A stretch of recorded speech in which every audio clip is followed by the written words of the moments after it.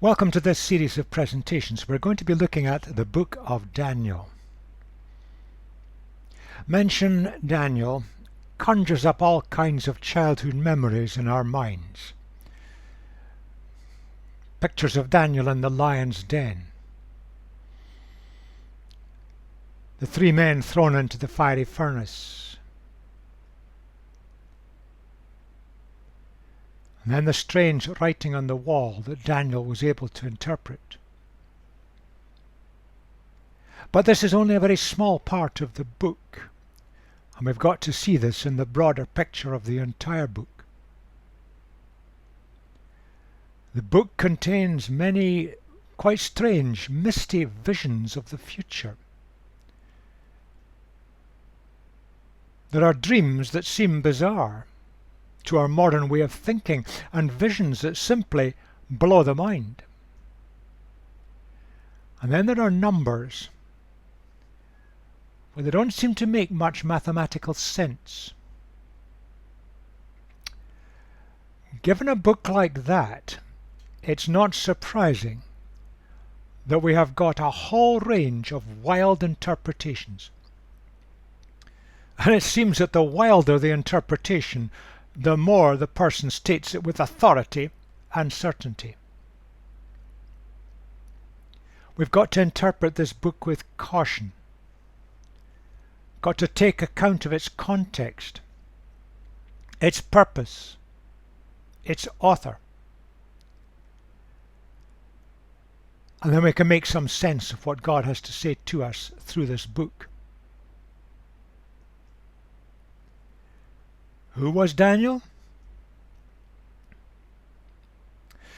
He was one of a group of very capable of young men, Shadrach, Meshach and Abednego being another three. They were taken into captivity, deported, possibly as teenagers, and they were deported from Judah into the Babylon area in 605 BC. And because they were very capable, they were trained to serve in the court of the ruler Nebuchadnezzar. So they were given training, they had to learn language, and they entered Nebuchadnezzar's service, and they impressed the man by their wisdom, skills, and also by their integrity. But they were spiritually minded young men, and they remained faithful throughout to Yahweh, the God of the people of Judah, the God who made the universe. And they remained faithful, and it showed in how they behaved, including what they ate. And they carried a positive testimony in the royal court, a pagan court. But they carried a positive testimony in all that they said and did. Now Daniel remained in service in the court until the Babylonian Empire fell in 539, and probably for a few years later, by which time he was well on in his 70s, probably, assuming he had come as an older teenager.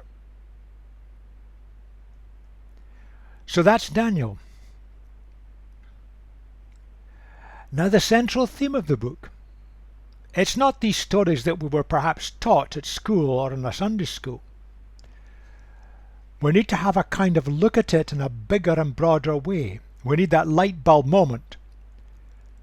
The central theme of the book, and I'm suggesting it can be captured at this sentence. God is at the center of the book. It's not just stories about various remarkable characters or their remarkable visions and dreams. It's all about God and how God relates to humanity and to the people of God who are now under the thumb of a pagan empire. And that's the message of the book. And we're going to keep coming back to that message, because if you read the book as a whole, it comes out. Their circumstances were not great. They'd been forcibly deported, probably as teenagers, ripped out of their culture, their families and contexts, living in a pagan court in a foreign land, having been taught a different language. And despite these present circumstances, God is in control and will win the victory. And then the book goes on to see how this works out throughout the Babylonian Empire era and into the empires that followed it. God had a plan and a purpose, and although the circumstances were tough, God would see his people through and God would complete his purposes.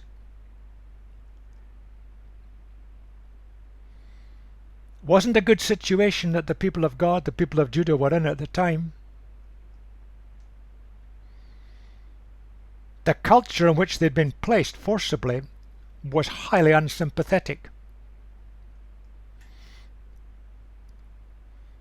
And Daniel is shown through a series of dreams and visions, some given to himself, some to the king Nebuchadnezzar, that the Babylonian Empire wouldn't last forever, but there would be a series of successive empires. But the people of God, under these successive empires, they were able to return back to their land, but they would still be under the control of these increasingly unsympathetic cultures.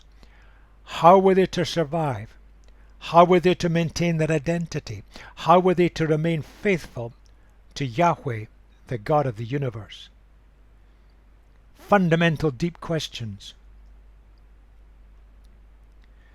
So there are kind of two critical questions that the book addresses, and they're kind of interwoven throughout the book.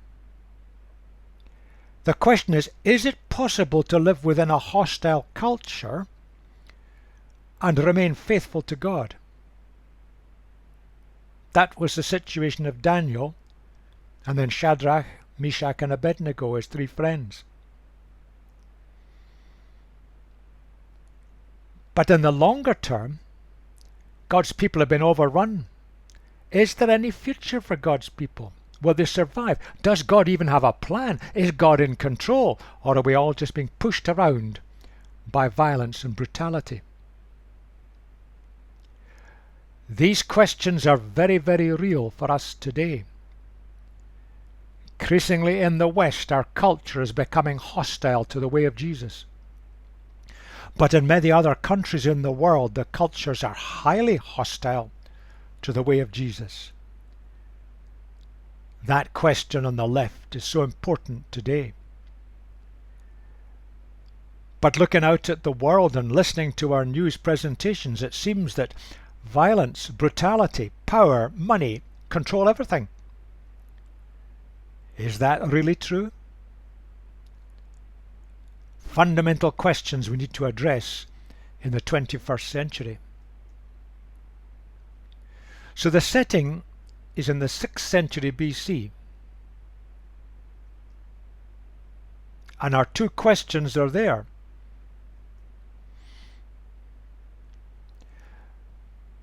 Now if we look at the book and the way it has been seen in the past, the people of God, the people of Judah, in the 2nd century BC, a few hundred years later, they started to realize that the book had predicted what had actually happened. And that gave them great confidence in the book and in its meaning. You can find the book in the Dead Sea Scrolls. But when you look at the text in the Dead Sea Scrolls, it's almost identical to the traditional text in the Hebrew that we use today. Now the differences are differences due to language changes and the way language was written. There is no difference in meaning. That gives us confidence that what we've got is essentially what was written at the outset. Tragically, in the 19th century, there was a polarization of view about the book, and the kind of common sense approaches that had persisted up to that point went all over the place. Let's look at that, because we have inherited that polarization of view today. In a polarization there are extremes, but there are many positions between the extremes. So there's multiple polarizations, if you like. Because the book predicted and things that were found to happen, people assumed it was written after the event. So it was a con. It wasn't really prophecy at all. It wasn't picturing the future. But others took a highly literalistic approach and assumed it predicted the end of the world, ripping sentences and phrases out of their context and applying them, in that case, in a 19th century context. Now, very often people simply reject the idea of prophecy. The idea of God revealing what's about to happen, they just dismiss it. That's just an opinion. If God knows everything and God is the Lord of the universe, if God so chooses, he can certainly reveal what will happen when it helps us. But equally, this biblical literalism, where they took the literal words, usually of the King James Version, which is not very accurate, and the language is confusing because it's dated, and they just pursued that to extremity. Now, there were some bizarre effects of these things. The difficulty with that position is you can make the Bible mean what you want it to mean. Now, there are many who take that position today. Some see the Bible as a kind of rule book. Others see it as a kind of vague philosophical tome. We've got to look at any book in the context of who wrote it, when, why, what was the purpose, what was the context, and how would the original hearers have got it. That helps us. But equally, the other end of the polarization, you ended up with sects and groups being formed where they were predicting the end of the world, and they predicted it and gave an exact year and a month of the year. And in the mid-19th century there were several such dates given. Of course, the world didn't end, and these sects and groups have vanished from history. It shows the stupidity, the foolishness of biblical literalism.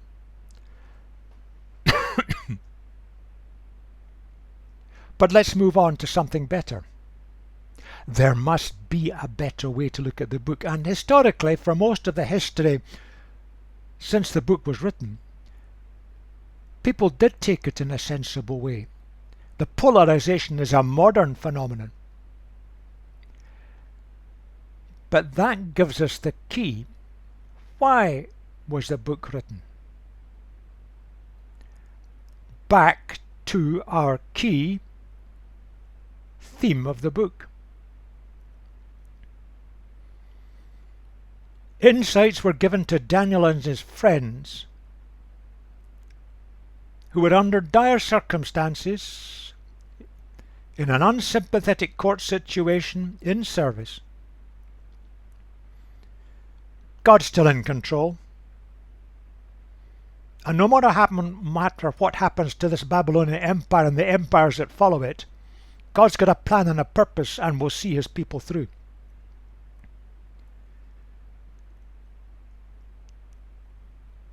So we're back to our two questions.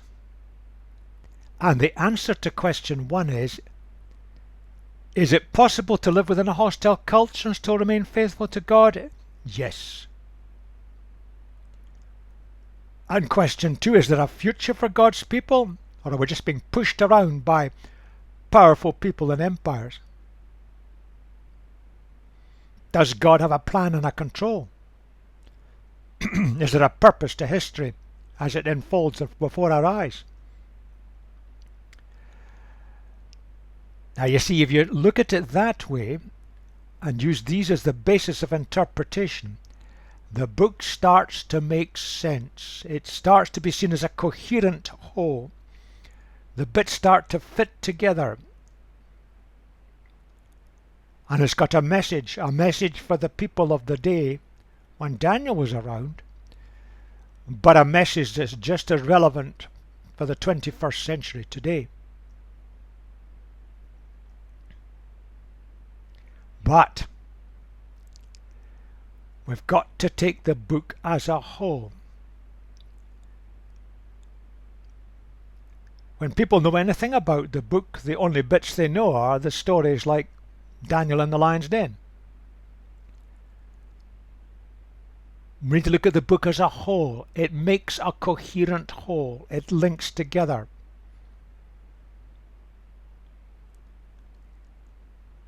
And that makes sense for us.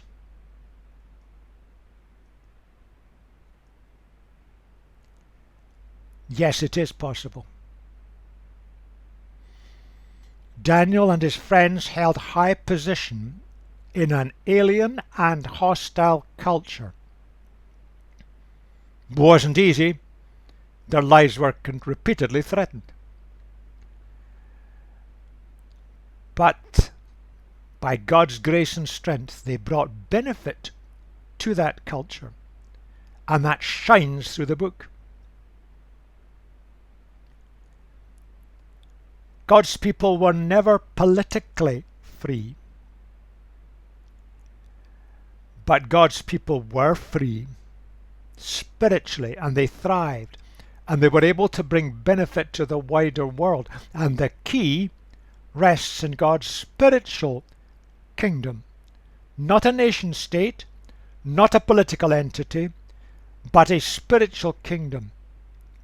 And that's pictured in the book. It moves the thinking forward, and it lays down a principle which is still true and relevant for us today. So with that kind of background in mind, let's look at the kind of structure of the book. Now here's just one analysis. There are numerous ways to analyze this and put this into some sort of plan. Chapter 1 gives us the setting and the context, and that's extremely important. And it then raises the issue, living for God in a hostile environment. Something increasingly is a problem in the West today. Chapter 2 looks at the way empires come. They're conquered by the next empire, and it keeps moving forward, but the empires don't hold the answer. And in this we see godly men drawing from God's wisdom in a hostile environment.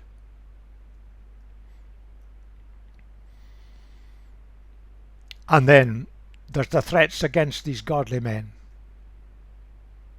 And we see courage and integrity when the hostility of the unsympathetic environment threatens their very lives.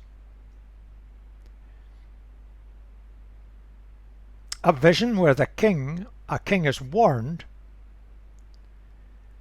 and he responds to it. God's men and women, we can bring benefit to those who do not recognize God. But by contrast, a king is warned again. But this time he loses out because he responds negatively.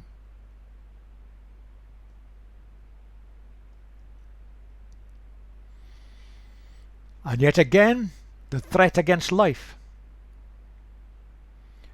God's people who live with integrity and truth and righteousness, they're going to be attacked by those around because their very lifestyle and existence threatens the way of life of others.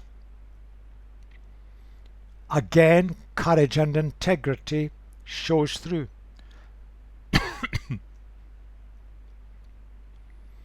We're back to our 4 empires, starting at the Babylonian Empire. Human empires and human leadership doesn't hold the answer. But this pictures the sheer horror of human evil and shows God's ultimate answer to that human evil. The empires lie ahead. For the people of God, they're going to be under the heel of empire, followed by empire, followed by empire. But these empires don't hold the answer. There's a deep, deep idea, God's kingdom. A spiritual world where God is king and is obeyed. That holds the key for mankind.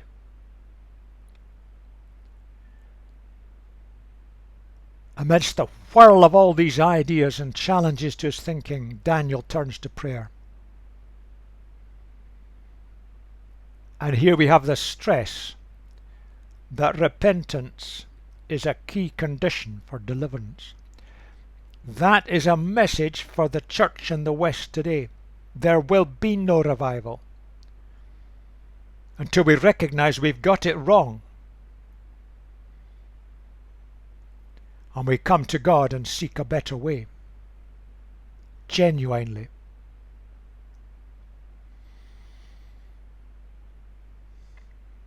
And then it looks at the human conflict which is just part of our world and still is today. There's a kind of spiritual war underpinning it, underlying it.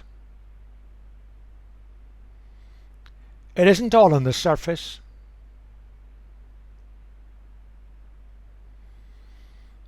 And then it looks ahead, and Daniel is given a picture of what lay ahead, plus reassurance to himself and his part in it. God's people, even when they went back to the land, they were not politically free, but they could be spiritually liberated. And this leads up to the liberation which finds its fulfillment in the coming of Jesus, which brought hope and resurrection to the world. There's one plan of the book. It's written in 2 languages, and the division between the 2 languages doesn't exactly match the difference in styles of the book. Aramaic was the wider spoken language that was probably underpinning the Babylonian Empire. And that perhaps explains why it's in that. Daniel was clearly bilingual.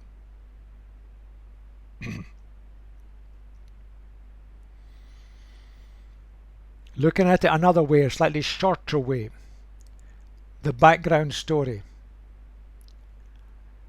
How they handle demanding situations. How we need to learn their wisdom. Many countries and in many situations today, the people of God are facing demanding situations every day. And it may happen in the West the way things are going. God reveals through dreams and visions. The next 2 chapters show something of that. Daniel comes to God in repentance, and he receives further insights. And then these deep insights that show the progress of history and the way God works through it for the benefit of mankind and through his people. That's a broader brush picture of the book as a whole.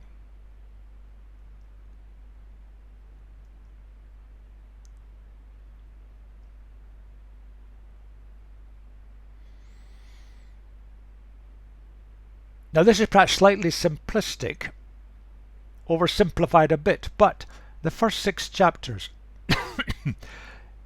they illustrate how God is still in control even though the circumstances may be grim. And he can protect his people in a hostile environment and allow them to prosper even when adversity is extreme.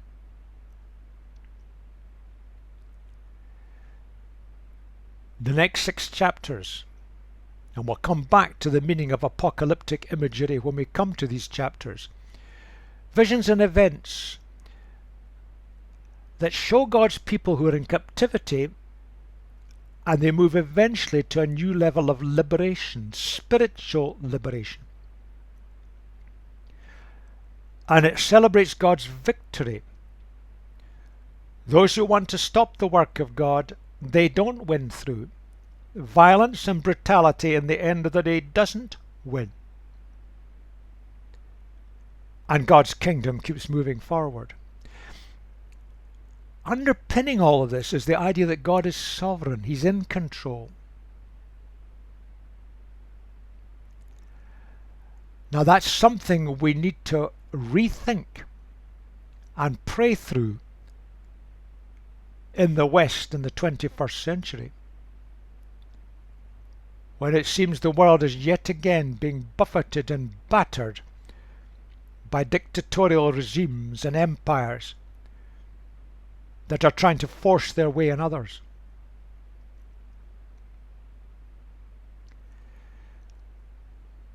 But you see, when we recognize, genuinely recognize, within our very bonds, God's in control. He's got a purpose and agenda, despite all the human rebellion and evil. We can have that inner confidence. Now you see that confidence shining through Daniel and his friends. And you see it shining through some of the visions and dreams that come in bits of the book. No matter what life throws at us, we can be confident that God is standing there with us. And He has a purpose.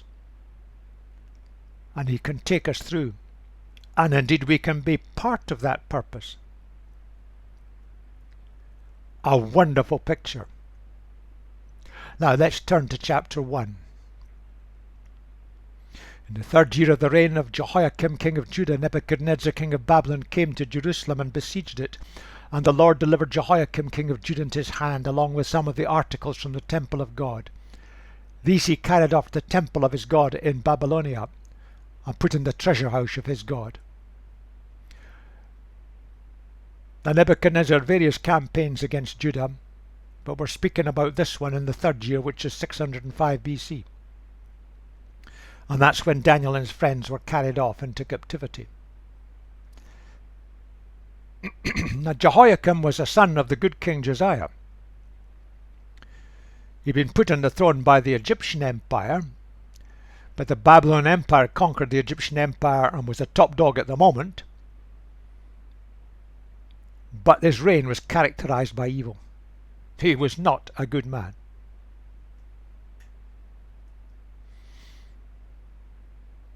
Simple sentence, but carries a depth of meaning. It's an ultimate insult. What basically it's saying is, the Babylonians were saying, our God, Marduk, is superior. We've conquered you. Your God couldn't save you. And by taking away the temple artifacts, they're demonstrating that in action.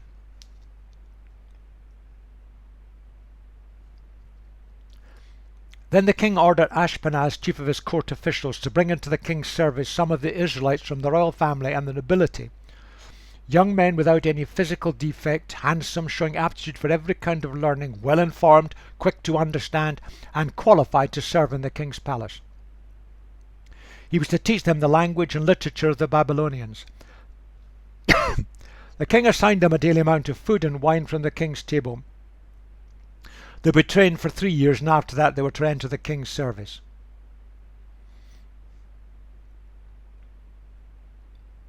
Here was the cream of the youth of Judah.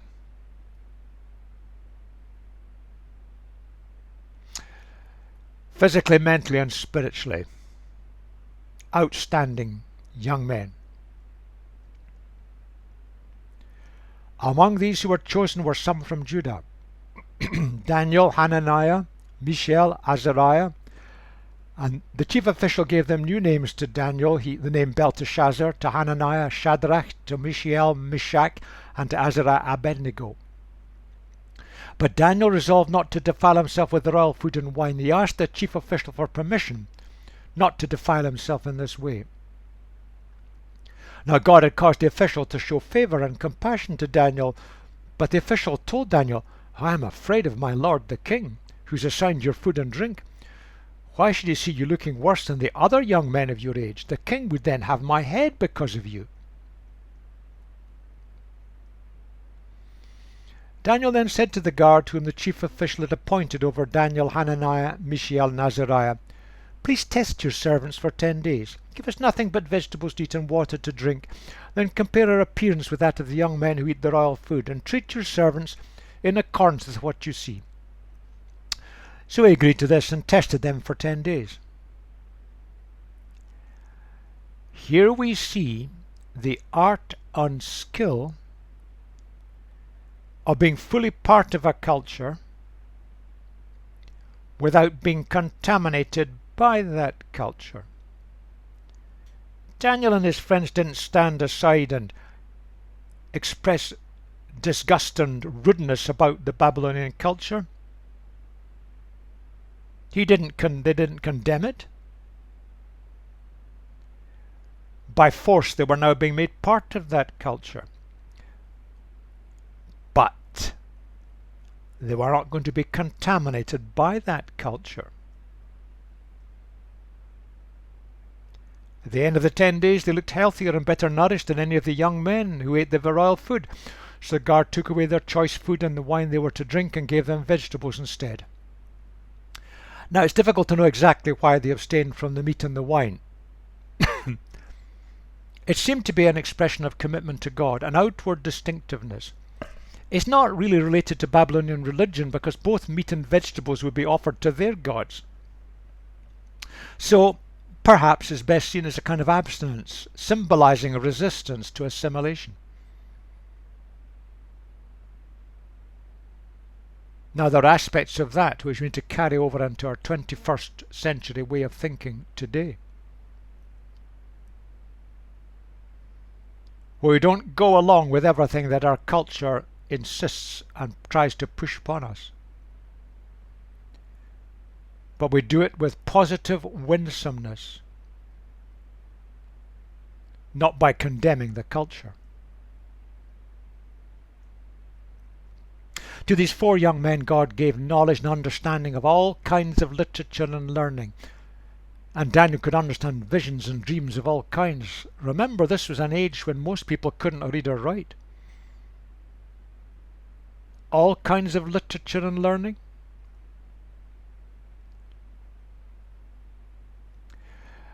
Just as we go through this, there are modern dangers for us today. We need knowledge and understanding of the biblical text. Some just try to explain it away. Make believe. Others try to make everything kind of intellectually logical.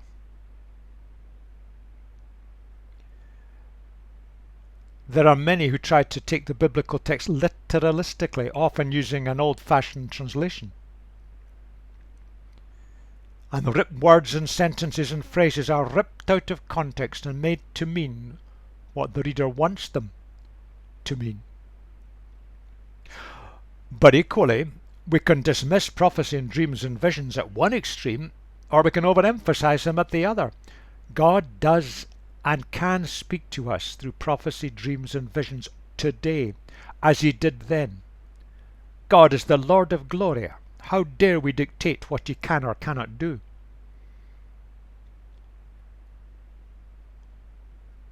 But let's keep it in the right place, God's place. As we come to this book, let's come with a balanced perspective, listening to what God is saying to us through it in its context and what it might mean for us today. At the end of the time set by the king to bring them into service, the chief official presented them to Nebuchadnezzar. The king talked with them, and he found none equal to Daniel, Hananiah, Mishael, and Azariah. So they entered the king's service. In every matter of wisdom and understanding about which the king questioned them, he found them 10 times better than all the magicians and enchanters in his whole kingdom.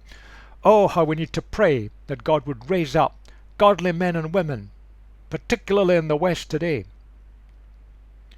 who would make that kind of impact in our pagan culture. And Daniel remained there until the first year of King Cyrus. That's when the Babylon Empire fell. And as we'll discover, he continued on just slightly after that.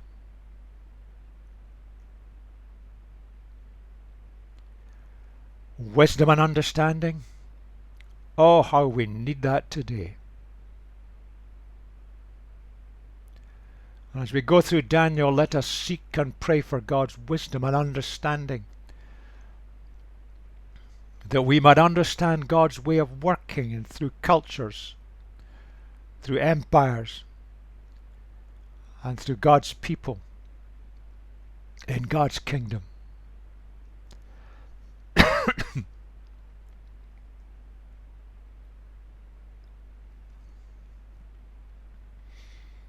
It was Babylon policy to deport people. Take out the leadership, you reduce the possibility of subsequent revolts. But it does provide very able people. Some could be employed, others could be exploited, close to slavery. That was Babylonian policy. But it involved for Daniel and his friends re-education, a diet change and name changes. Despite all of that, they still remain faithful to their identity as the part of the people of God. We do not need to be absorbed and conformed to our cultures. So that's the danger, and Daniel and his friends were very aware of it. You don't condemn the culture, you don't condemn others. It's the way they've been brought up. But we need to learn by wisdom, God's wisdom, how to live within a hostile, unsympathetic culture and maintain our distinctive lifestyle. So that's a key theme of the book.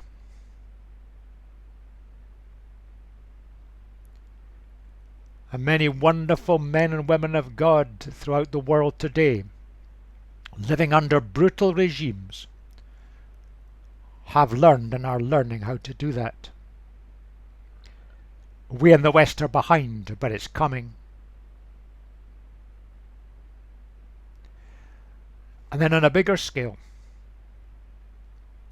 how do we maintain our spiritual vibrancy when the society around tries to suppress us?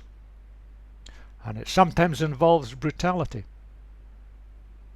Oh, how we need spiritual vibrancy amongst the people of God in the West today. That's the great message of this book. Living in an unsympathetic culture and maintaining our spiritual vibrancy.